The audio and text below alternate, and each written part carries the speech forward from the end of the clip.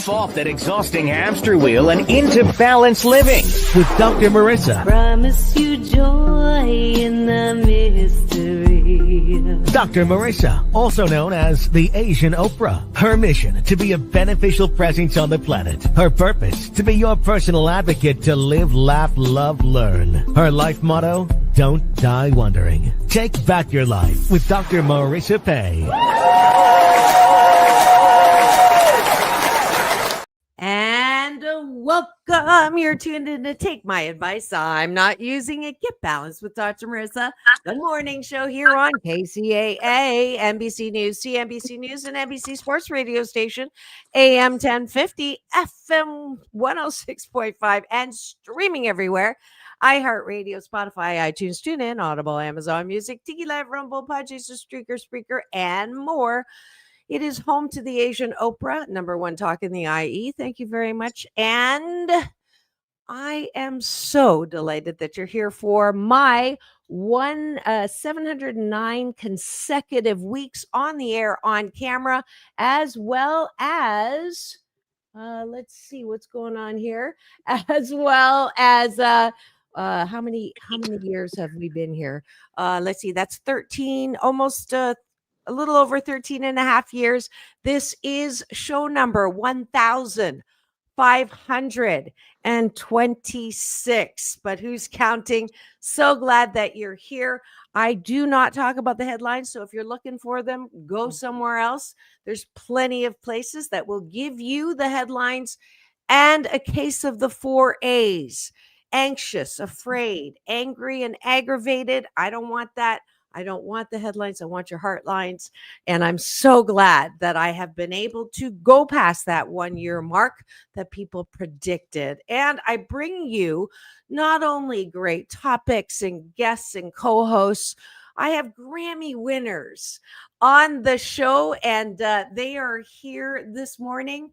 The one that actually made it today, but I'm going to bring our second guest back here for sure with David. I feel so bad. We were scrambling to the last minute to get her on, but I did bring you David Longoria. I met him on the red carpet as he was one of the musicians inducted into the American Music Entertainment Hall of Fame. And I don't think I've ever laughed as much as trying to interview someone like David. You're going to get a sense of that today, I'm sure. He is an award-winning producer, composer, trumpetist, and multi-genre artist known for blending pop, jazz, orchestra, Latin, and dance influences into hit records and internationally acclaimed performances. In 2025, he earned a Grammy Award just this year, solidifying his status as one of today's most versatile and innovative producers. Over his career, he's collaborated with a wide range of artists across pop, R&B, EDM, jazz, and world music, earning multiple Billboard chartings and performing on iconic stages worldwide. And he will be bringing his friend Carol Connors to us at another show.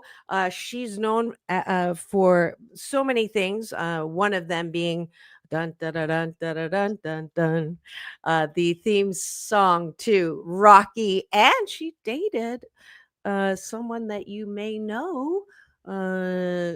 Priscilla Presley actually married him, but she was like a partner for a little bit. So Carol Connors will be coming back with us at some point.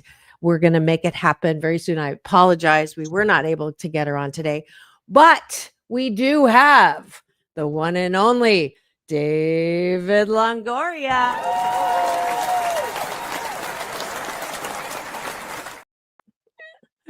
Well, David, the voice of reason. I love it. That is such a lower third. Is there any way we can cut out some of that black behind you and bring your face up closer? Okay, maybe somewhere in between. David. I wanted to put humanitarian because I was so impressed by your song that you did perform, and your son was in it, and it just touched my heart. And I said, I want to have him on the show. Oh, Then well, came thank you. out, was on the red carpet with my co-host on Straight Talk, Ricky Rebel, who was also inducted. And there you are. And I said I wanted you on the show, and here we are. So You some are. things do come true. Absolutely. Well, it's great to be here with you. It's great to be anywhere at this time of the morning, but I'm happy to be here.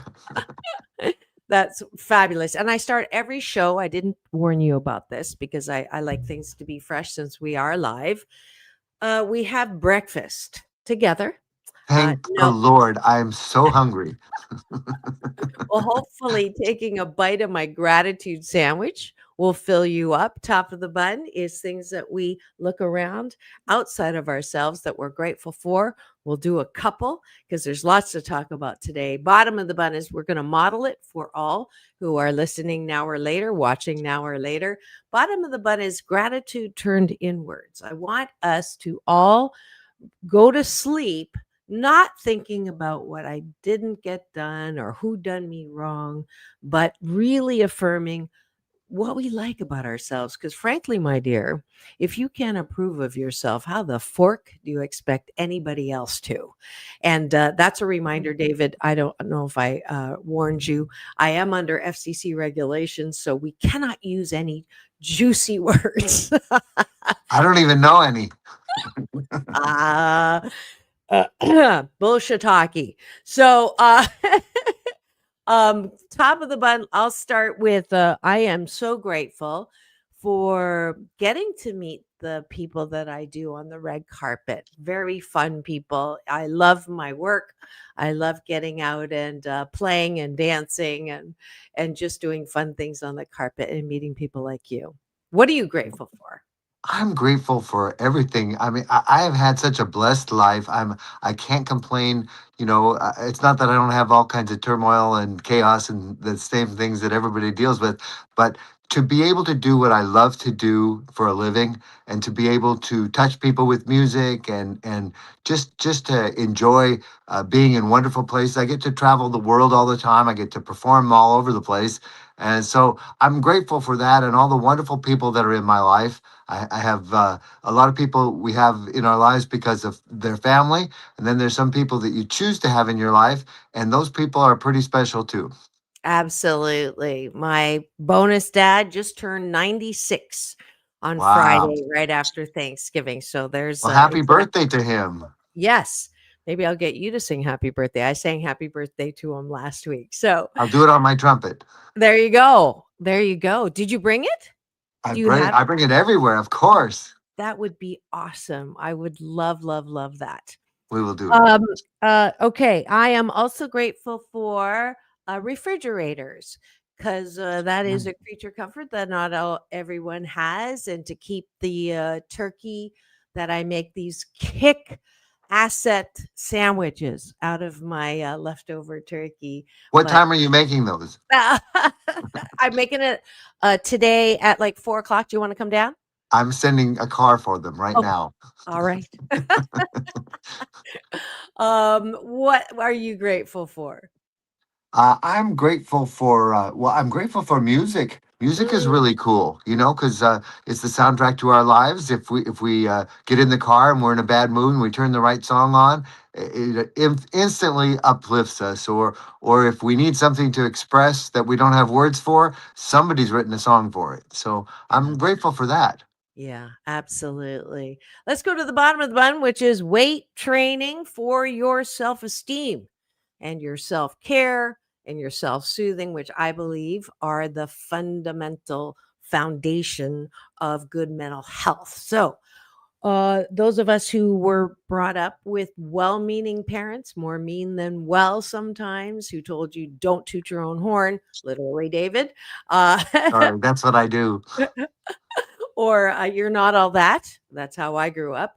This is particularly important. So we're not looking for love in all the wrong places, or Gen Z's likes in all the wrong places. Literally, Let's exercise that muscle. You know that you're one of a kind, wonderful. So, how are we special and unique? I appreciate that I am resilient. David, you touched on this. It's not that we have no bad things happen to us. Everyone has something in their lives that they wished hadn't happened, but it did. And I believe that bad things happen to help chisel us, into that beautiful sculpture that we are. And I appreciate my ability to be chiseled. I may cry out a couple times, but I know that I'm not being punished. I'm just being chiseled. What do you like about yourself, David? Well, I think that was pretty good. I think to learn. I think that's the thing with maturity. As we get a little bit older, we start realizing that maybe to stop resisting so much, to Mm, stop. I think I'm grateful for maturity. Not even that I've achieved it by any means, but there's a certain level of it that gets you to the place where you know what, maybe I could listen to some important things, somebody that's a little bit wiser than me, or somebody that mentored me. I remember when I moved to Los Angeles, I was living in a tool shed because I didn't have the money to rent a room from somebody. So for a few years, I lived in somebody's tool shed, and I traded lawn care for the tool shed just so I could sleep at night.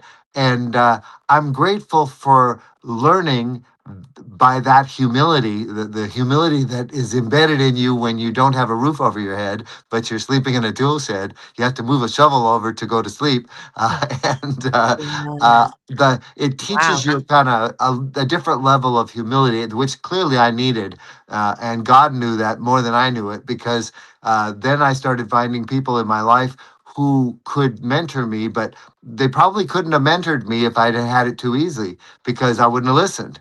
And the Mm, fact that things got pretty bad was exactly what David needed to learn from other people. And I was mm. just so blessed to be mentored by, there was a gospel artist named Andre Crouch, who just took me under his wing, and he taught me so much.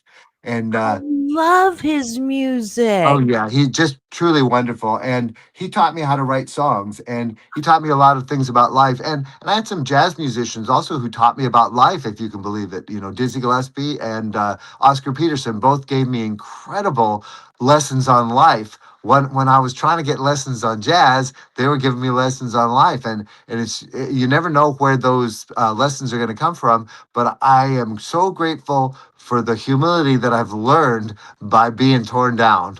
Wow, David, thanks for sharing that. I had no idea. Um, Arturo Sandoval was also mentored by Dizzy Gillespie. He's been on the show, Yeah, and tremendous trumpet player, tremendous human being, great guy. yeah, yeah, and I love Undercouch and um, John Paul DeJorio, who I don't know if you're familiar with him. Yes, of course. Billionaire Paul Mitchell, Padron, Yes, Tequila. He also was homeless and yes. was helped by Salvation Army. So, if you're listening, you're watching, and you're feeling hopeless, you're not in the place that you want to be.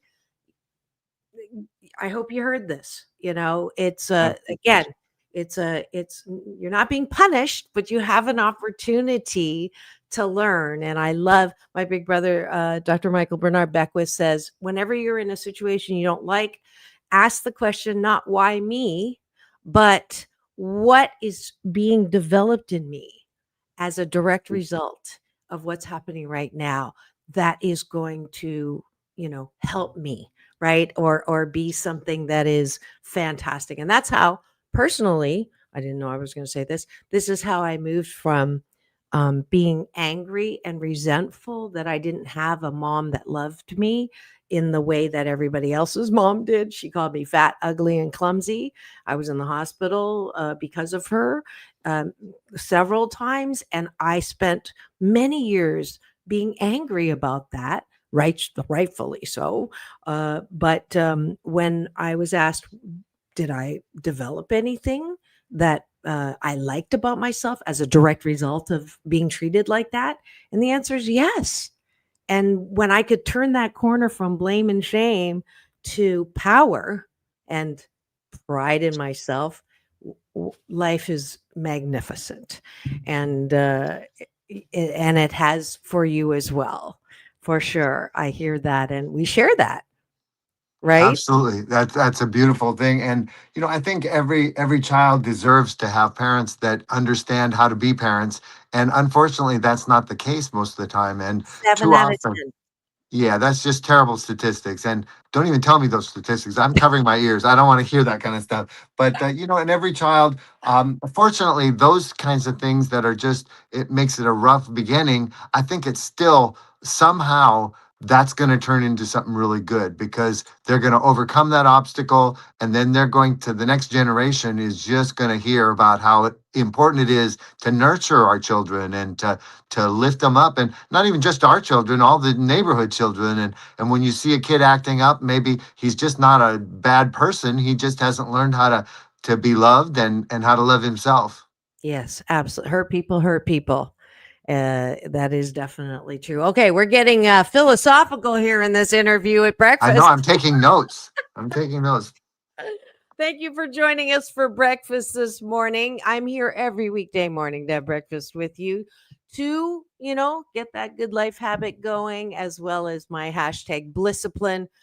Uh, Join me every weekday morning. Please do the what you like about yourself before you go to bed, and you'll probably have a better night's sleep, and you'll sandwich your day in the most positive way. Thanks for joining us for breakfast.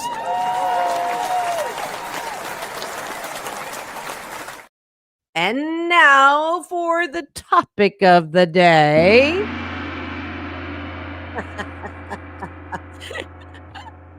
That was God. The topic of the day is David Longoria, who's here in studio, and I'm just delighted. He managed. I usually am the one that wants to make people laugh on the carpet, but he had me in stitches, just trying to find a still picture of me not with my mouth open and head back laughing. With the two of us was my challenge yesterday. But David Longoria. Did you know as a kid that you would be winning a Grammy, inducted into a Hall of Fame, working with artists and doing what you love with a trumpet? Did you know your lips were going to be important to you? It's funny because at 10 years old, I did. I made the decision. It wasn't like, oh, gee, I wonder I'm going to have this destiny. I made the decision. I can actually remember telling my parents, listen, I love my family. I love where we live, but I don't love where we live. We lived in a little town out of Seattle, and every day it was overcast. And I told my parents when I was 10 years old, everybody we know is a little bit depressed, and it's because it's always cloudy. And so I saw on TV this show called Chips, and in it, Eric Estrada was running around on a motorcycle, and they were in Los Angeles. There were palm trees, beautiful skies, the sun was shining. And I asked my mom, I said, well, where is this taking place? Because if this place exists, I want to live there. And she goes, oh no, that's Hollywood. That's in Los Angeles. I go, okay, well, that's where I need to live. And my family just like looked horrified. They said, well, that's where all those Hollywood people are. I said, yeah, I know, but they're all smiling. They're wearing sunglasses. They're smiling. Their skin's got tan on it. So how can I do that? And they said, well, you have to have a lot of money and you have to do better than we do up here. I said, well, I'm out the door. When can I leave? So that was when I made the decision. I said, I think music's going to be my ticket because I have a real knack for it. It seems to be intuitive to me. So at 10 years old, made the decision I was going to pursue what Al Hurt did, famous trumpet player. And I said, well, he's making a living doing it, and he's very happy down in New Orleans. So I'm going to go to Los Angeles, and I'm going to do that. And everybody said, well, it's a phase David's going through. He's going to outgrow it before he turns 18, so don't worry about it. And I didn't outgrow it. I probably should have, but I haven't.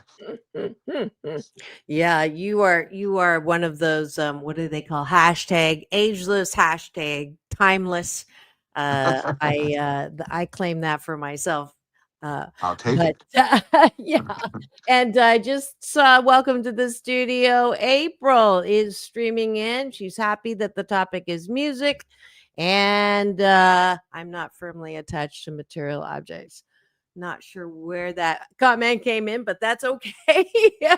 It's always good to have you in studio. She's the captain of my cashew gallery this morning. I know there's other eyeballs that I see tuned in. You can ask questions of David Longoria.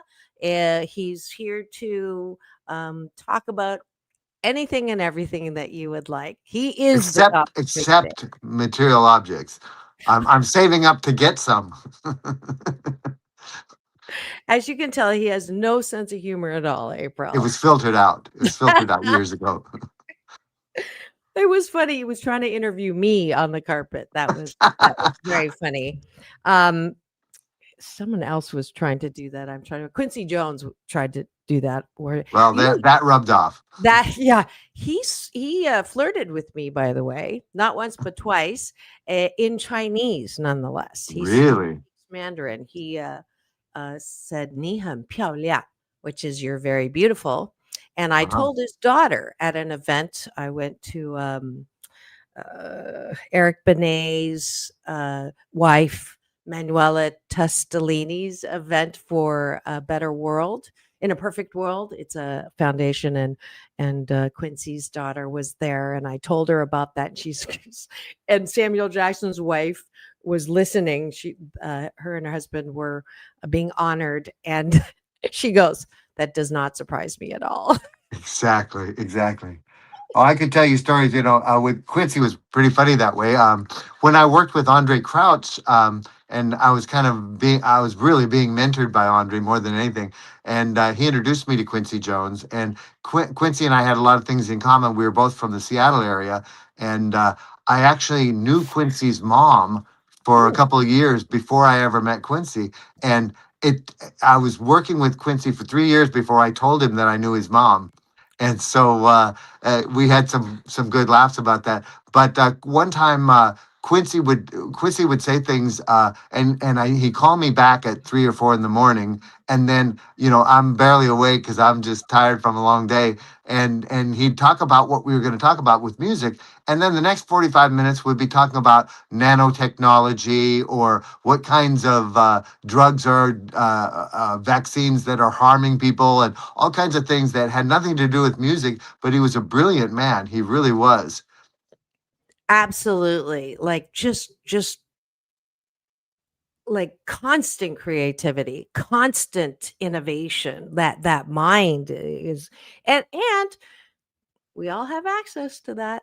I think that's one of the things you're living proof of that. The way to constantly of all the people, 1500 is a lot of shows and a lot of interviews, and I will say that the people who the successful people with personal mastery, like they love themselves, they love their lives, they love what they do, are the people who are connected to that stream of energy that is constantly, expanding. They're grateful. They are learning all the time. They're curious, and I see that in you for Yeah, sure. well, thank you. I think that that's one of the most important things is because if we don't keep moving forward, we're staying in the same place, and there's no such thing as really staying in the same place. The Earth is spinning, and we're moving backwards if we're not moving forward. So Yeah, I think it's yeah, important. Growth and, absolutely. and learning. I'm never going to stop learning. Yeah, yeah. So you move out to LA Yes. in a tool shed, Yep. It was a and nice tool shed, but when I fixed it up, it was lovely. are you still in contact with that person? I still live in that tool shed. No, no, no, I don't actually. No, the lady who she owned an answering service, and it was called the Music Box Answering Service, and it was for all the session musicians, all the musicians who played recording sessions, and it was a friend of a friend of a friend, and so she was very nice to me. But she was renting a room out, and then she goes, "Well, I'm not really comfortable renting a room to a 17-year-old guy, so."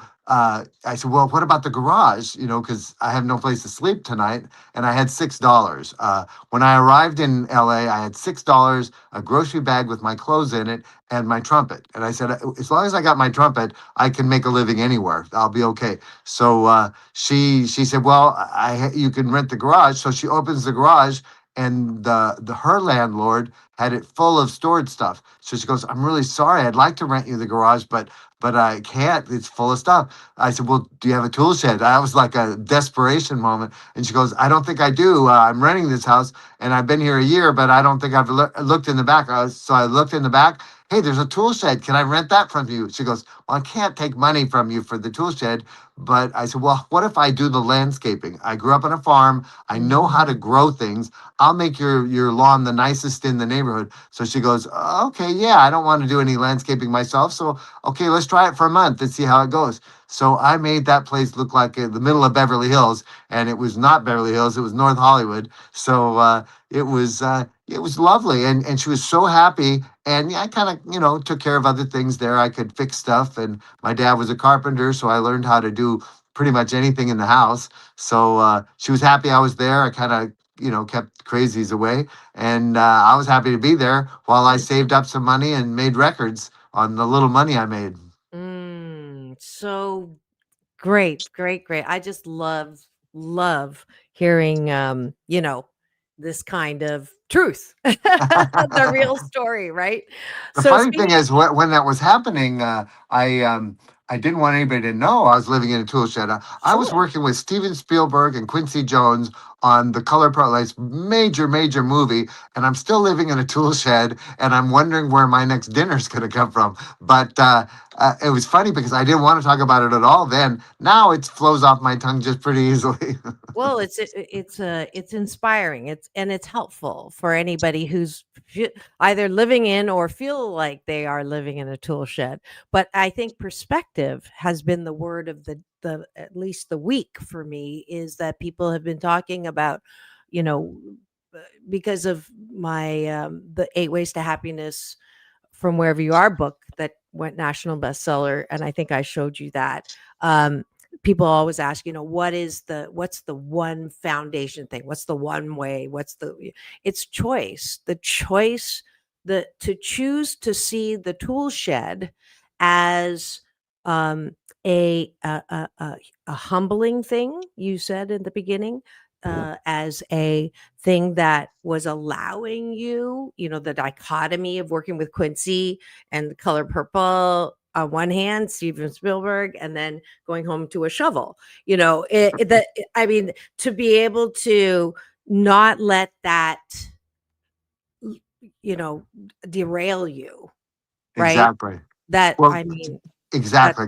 Coming to Los Angeles for me, I was on a mission. I was here to get some success, whatever that meant. I didn't know if I was going to be a pop star or a trumpet player in the Dixieland band at Disneyland. I was here to do music, and I couldn't. I pretty much did everything I could do in Seattle. I played on the street corners. I got to perform on all the TV shows all the time, regularly, and I was a teenager because I developed a good fan base up there, and everybody knew me from playing on the street corners in Seattle and at the public market. So when I kind of outgrown that, I was 17 years old, and I said, really, I need to move on so I don't just spend my life, doing the same thing. And when I came here, it was I'm on a mission. I've got stuff to accomplish, and it doesn't make any difference if I have to scramble for dinner. I'm on a mission. I got stuff to do. definitely.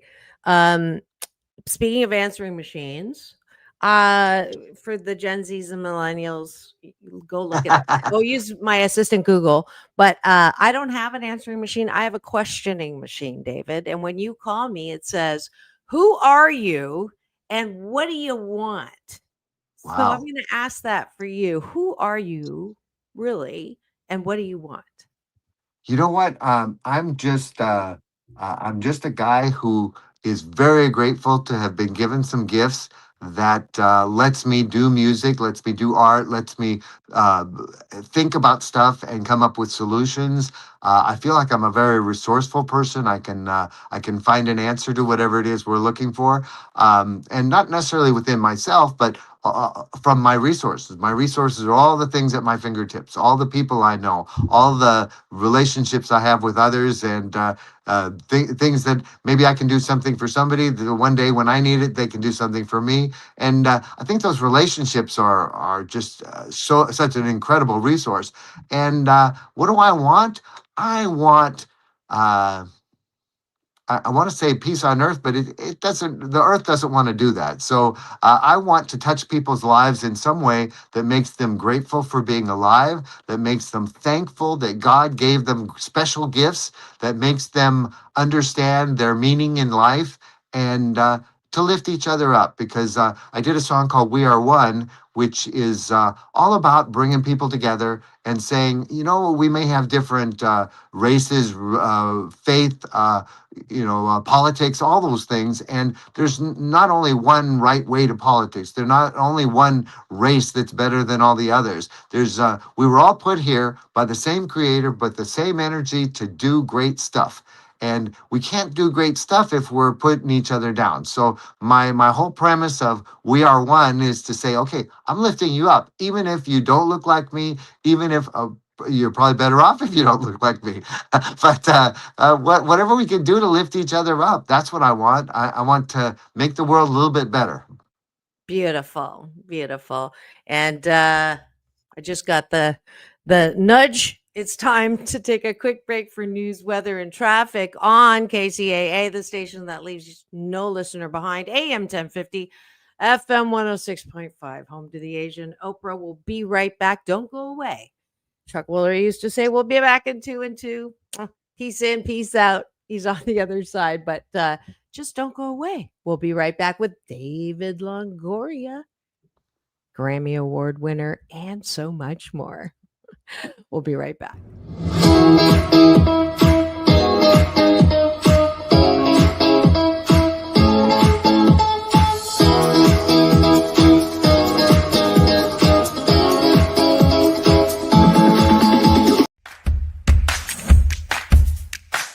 Well, she has been dubbed the Asian Oprah, and she just wants all of us to be happy.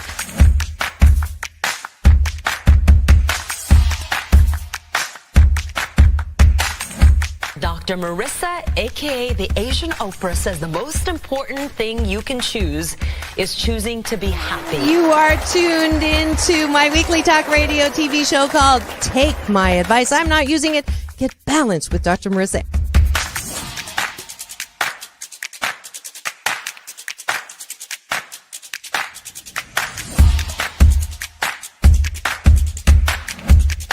That's the idea for Dr. Marissa Pay's new book called 8 Ways to Be Happy. Many of us say, I am my own worst critic.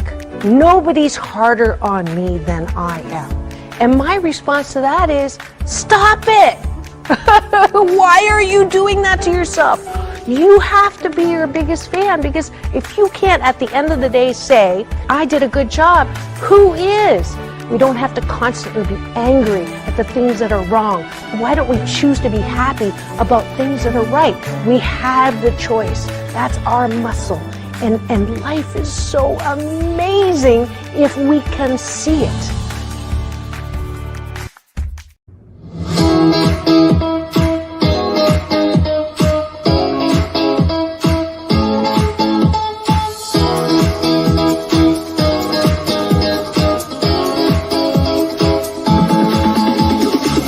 Take back your life with Dr. Marissa Pay. And we're back. You're tuned in to Take My Advice. I'm not using it. Get balanced with Dr. Marissa, the morning show here on KCAA, home to the Asian Oprah, #1 talk in the IE. Thank you very much. And streaming everywhere, iHeartRadio, Spotify, and of course, my YouTube TV channel, where if you free subscribe, you'll get an alert every weekday morning for a show about hope and happiness.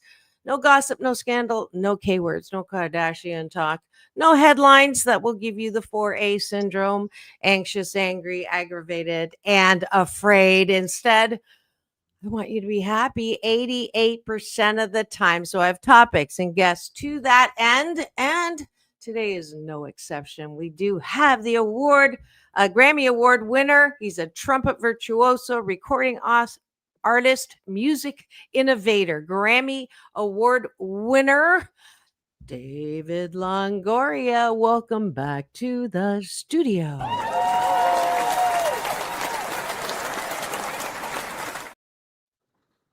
Welcome back. Thank I you. love the way. I'm happy to be here. Yeah, I like your fashionista too. You're a fashionista like I am. Tell me what you're working on now. I'm working on changing the world. Yes. And that's a big diaper. No. That's I'm gonna write that down and use it in my act. Um, See what I mean? This is what happened on the carpet. I couldn't even ask him anything because he was joking around and very, very funny. Oh no, we lost him. Don't tell me. Oh, it's because you didn't turn your notifications off. I think he's being called. He is the voice of reason. He is. That is one of the things I wanted to talk about is the song We Are One. And when he comes back, he will. April, sorry, I did not put your stuff up. I saw that. Let's see. You love the whole conversation. That's good. And hopefully the conversation will come back. I'm going to ask him to go out and come back in. Hold on one second. I just kicked you out. Can you come back in because your camera was dark? All right. Real time. Trust in the trumpet. And thanks for being you. Thank you. And I'm sure that was also extended to my guest. Hopefully he will be back. I wanted him to talk about the project that he is working with right now with Carol Connors. I don't know if you know who that is. She actually is one of the co-writers of the Rocky theme song, Gonna Fly Now. And she also dated Elvis Presley. So that's kind of cool. And let's see. And Carol Connors, and see if I can't pull up that project that they're working on right now. Yeah, she's she has a Grammy nominated audio book, Elvis, Rocky and Me, the Carol Connors story. And David produced the audiobook. And yeah, so that's one of the projects that he's working on. And let's see, is he we've had some heck of a challenge and chiseling, I should say, with getting him on. And let's see. Hello. Hi, what happened? I don't know. It's the craziest thing. Okay. I'm back on. It shows my video again. Oh yes, but no picture. Oh, it was there a minute ago. I'll try it again. Okay, thank you. Quick, tell a joke. Okay. So what happens when tell a joke? Oh, there you are. Good. I didn't have to tell a joke because I was not ready. Do you remember who I am still? Clean jokes. I know a lot of dirty jokes and I can't tell them. So you had me. Well, first of all, do you remember who I am still, right? Carol Connors. Welcome back. I'm here. I'm Carol, reincarnated. I used to be better looking, but here I am now. And I was just telling them about your audiobook that you did with Carol Connors. I thought it was more recent, but that was a Grammy nominee. Yeah, well, that's a Grammy nomination that we got this last month. And it's for February 1st is the Grammy Awards for this year, for this coming year. And we're nominated with our book, The Carol Connors Story, which is Elvis, Rocky, and Me, which what an incredible story. This lady was discovered by She was 16 and a half years old. She was discovered by Phil Spector, the crazy guy that everybody knows about. Anyway, I spoke with him in prison, believe it or not. And I was trying to bring Carol up to visit him in prison, but he passed away last year, I think. And but she was the voice of his group called the Teddy Bears, and she sang the song "To Know Him Is to Love Love." Anyway, that great old teenage lament of 1958, and then shortly after that, Elvis Presley heard her voice and said, "Hey, I'd like to meet her." Anyway, so he probably said it better than that. But anyway, No, so that sounds good. all these things transpired, and one thing after another through her incredible life. Like he was her first boyfriend when she was still a teenager, and then after that, she wrote the first song for the only girl song that was a hot rod hit. And it was called "Hey Little Cobra," went to the top of the charts, and it was about the Shelby Cobra. You know the story, Ford versus Ferrari. The guy Carol Shelby took her to Le Mans to witness the race, and it was the year before Ford took over and beat Ferrari in 3 positions. I mean, it's just incredible history. And then this happened, then she wrote the theme song for Rocky, the movie Rocky. I mean, she co-wrote it with Bill Conti, the famous composer, and it became one of the most iconic movie songs of all time. And it's in all those different movies: Rocky 1, 2, 3, 13, 37, all of those. And then and she's not done. So after that, she writes this song, "With You, I'm Born Again," which went to the #1 on the charts, the pop charts, with Billy Preston and Sarita. And she's just written lots and lots of stuff. The Walt Disney's The Rescuers. I mean, it's a crazy list of things she's done. And the reason I met her was because somebody introduced me and said, she'd be somebody great to invite to sing with you on your song "We Are One," because I invited other artists to be on it. And I'd already put a couple hundred artists on the song. And then I said, "Well, would you like to sing on it? Because people recommended you." She goes, "Well, what's the goal?" I said, "To bring people together, to lift each other up." So she goes, "Good luck with that." So I go, "I love this lady." Just the kind of spunk I need in my life around here. So it's an incredible story, though. And then I remember, I don't know if you remember watching the trial of O.J. Simpson back in the day when all that transpired. Well, the second witness on the stand was Carol Connors telling No the story. way. She was with O.J. Simpson at a party the night before the murders. And she testified about his demeanor and all these things. And no matter what crazy thing is going on in the world, Carol She's there. Connors she's there in some way, shape, or form. So last night we just were in the Hollywood Christmas parade together, and it was actually because of the nomination. I brought them with me in this vintage Rolls Royce. Carol Connors and Kathy Garver, the beloved actress who. She's been on the show twice. Has she really? Oh, she's Yes. wonderful. And she was the narrator for our audiobook. And so she's a sweetheart. We went all through the Hollywood Christmas parade. I'm playing my trumpet and she's singing all the Christmas songs. The audience just loves her. I mean, no matter where we went, it was amazing. Right. Both of them. You're talking about Carol or... I was talking about Kathy, but yeah, Carol's got a whole different spunk about her. So yes, I got a taste of it this morning. Trying to get her on, and she said, "I'm in full makeup." And I said, "Well, hopefully, you'll be able to go." Well, my cats appreciate it. I went, exactly. Okay. We're gonna have a good time when I promise we're gonna have her on. But Definitely. okay, so you just unpacked a whole bunch of stuff, and I have to go back. And it's crazy.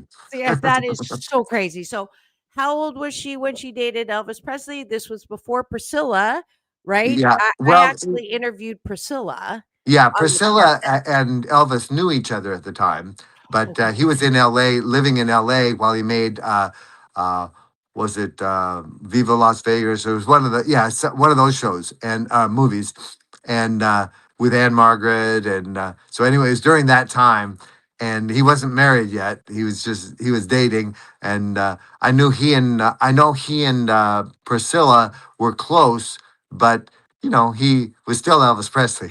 So Yes, yes. So he dated Carol for, was it 9 months? I think I about saw 9 months, yeah, 9 yeah. months. Wow. So how old was she at the time? She was 37. No, she was. I think she was 18, something like that. She was 18, and so Yeah, he was 30 something. yeah. But he was Yeah. Elvis. Yeah, He could have been 100. He was still Elvis. because there was an age difference between Elvis and Priscilla. It's similar, right? Yeah. He Yeah. waited for her.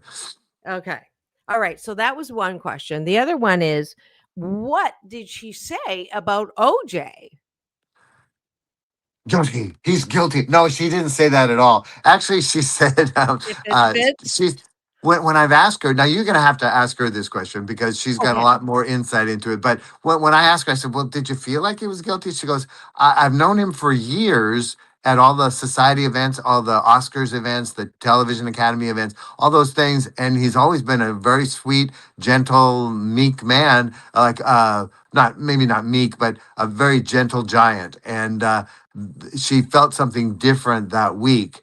And you're going to have to hear that one firsthand Okay. because All she right. testified about it. There's the teaser. There's the teaser for sure. And Okay. it involves cats, just Oh. so you know. It Oh. involves cats. Ooh, doo. Where's my music? No, no, no. Dun, dun, dun. Wow. Woo, I just got to chill. So that'll be definitely a great thing to have. So she actually wrote the book a while back, right? And that's how Yes, the Grammy she nomination for that. Okay.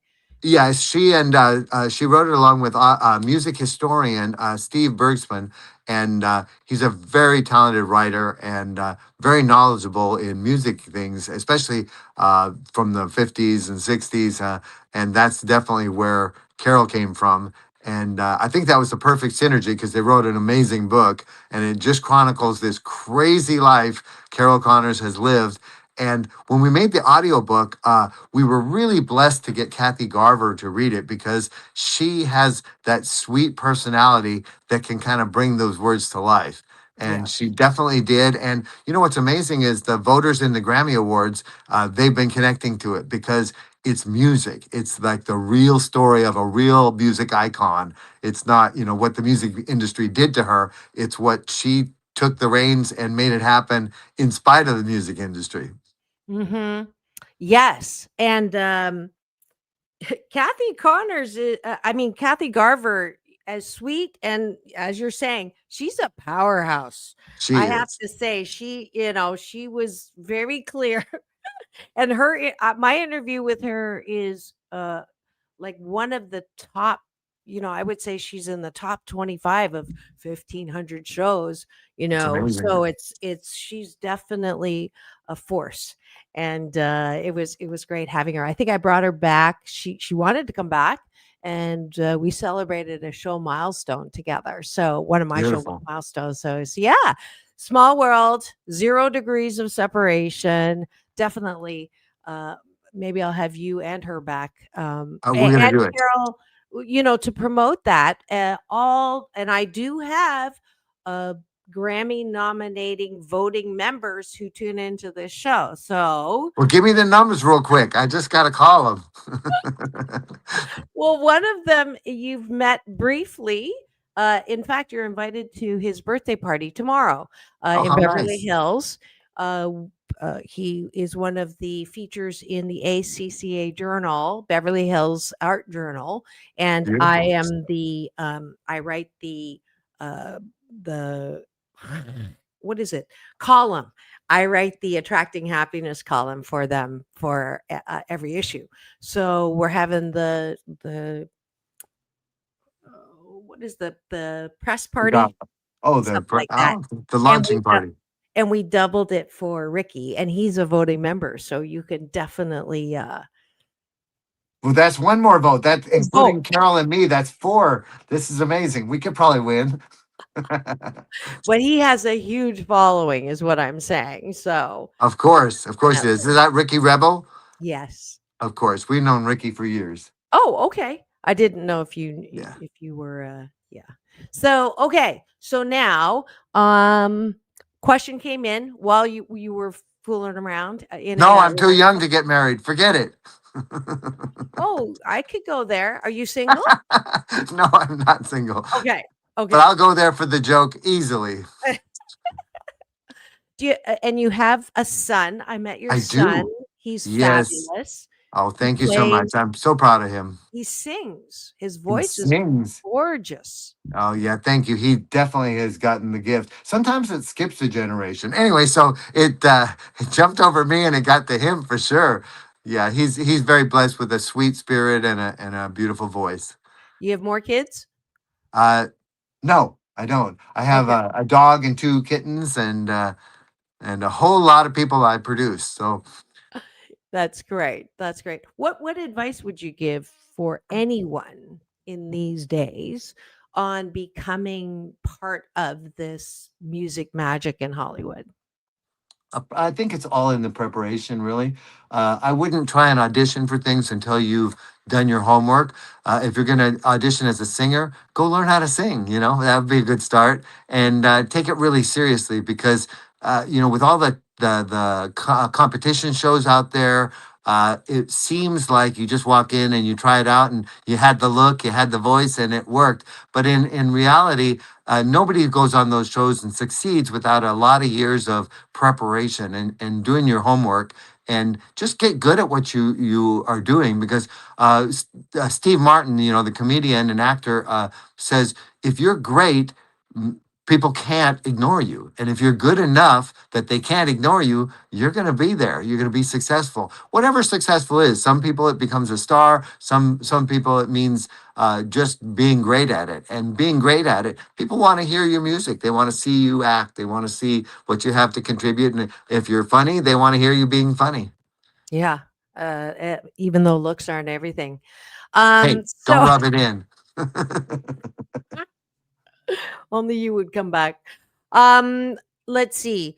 Pretentiousness. Let's talk about the stereotype of the pretentiousness of Hollywood. Is that a real thing? Is there Is pretentiousness there? in? Is Is there? there? Is there? Yeah. Were you born and okay, so there is, and what is that whole, I mean, I pride myself in being stupid when it comes to starstruck or who's that, or like I embarrass the crap out of my crew when they go, aren't you going to interview her? And I'll say, who's that? And she's in the show. What show? So I'm not going to say the name because I'll get skewered. But that whole thing, and I think that's maybe one of the reasons why I'm good at what I do is because I'm not like, you're a person. You're good at what you're doing, but you're a person, and I That's it. really want to know what you bring to the table to the world, Yeah, right? And absolutely. that's why you had me at We Are One. Awesome. Well, thank you. I think that's the humility of what we do. If you can find a way to not get so full of yourself that you forget how to be a good human.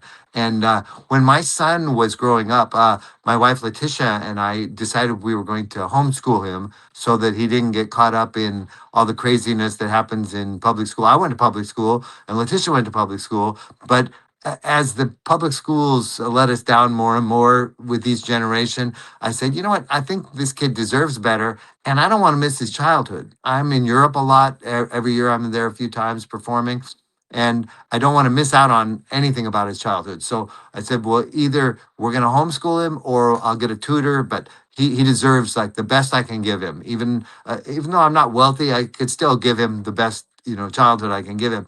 And so, all the way along, if you have a cute kid, people are coming up constantly with their business card. Hey, look, I want to manage him because there's this Disney show that he'd be perfect for. And my response has always been, look, I'm trying to raise a great human. I'm not trying to raise a good actor. And if he's a great human and he has skills, he's going to find a great path at the right time. But right now, I didn't want to like exploit him out. And I have a lot of friends that were kid actors, and they have a really troubled life now because of it.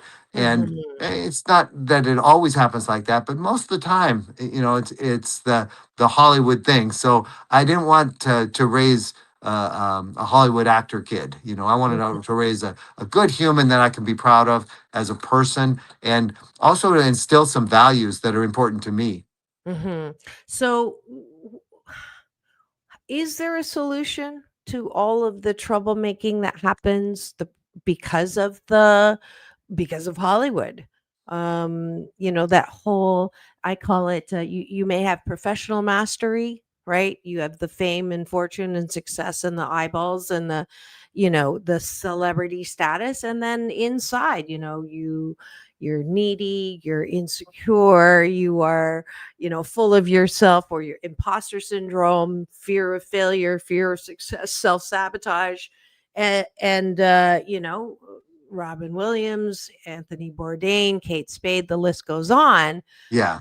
Is there a solution? Is there a way to encourage good mental health in this la la land?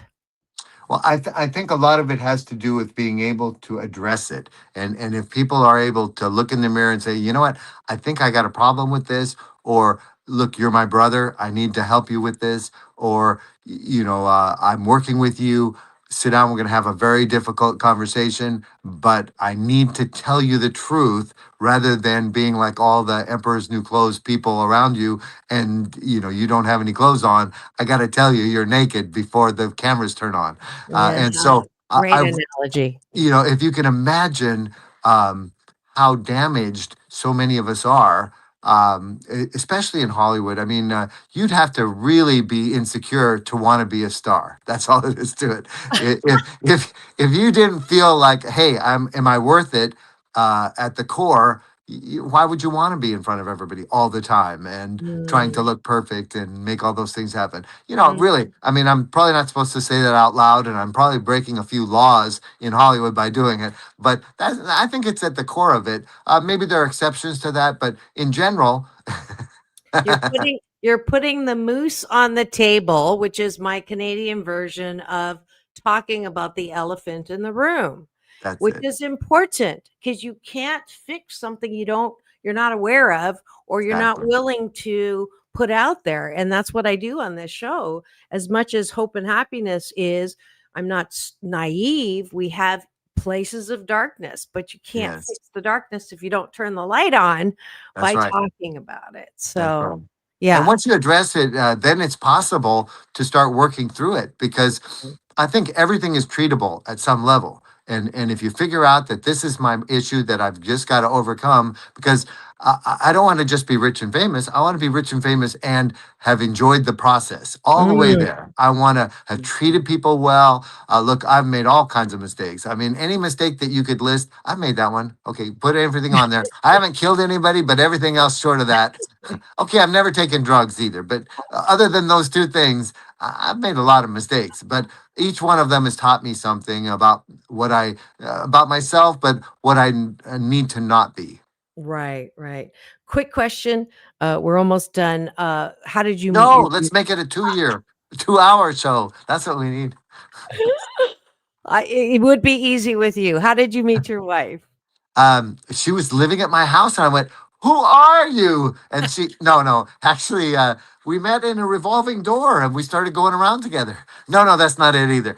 She was working at a shopping mall, and I was coming. Get the elephant out of the room in Canada. So I met her. She was selling clothes at a men's clothing store, and she was just beautiful. And I thought, wow, she's very nice and she's lovely. And so she said, well, what do you need? And I said, well, I'm producing some artists that are performing. I need to be in Miami a lot.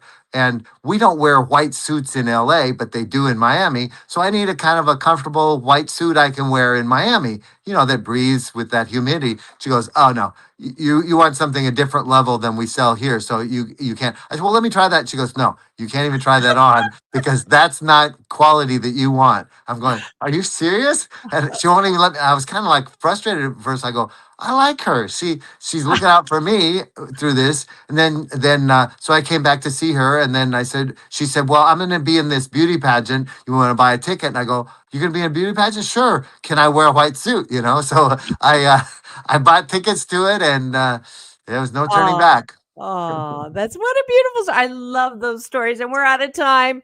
David No. Longoria, thank you so much. It's been wonderful. He will be coming back with Carol Connors.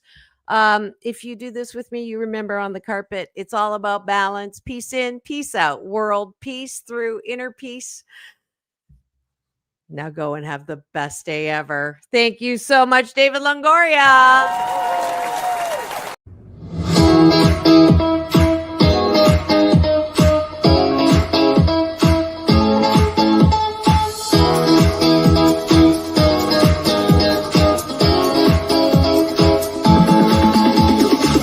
Take back your life with Dr.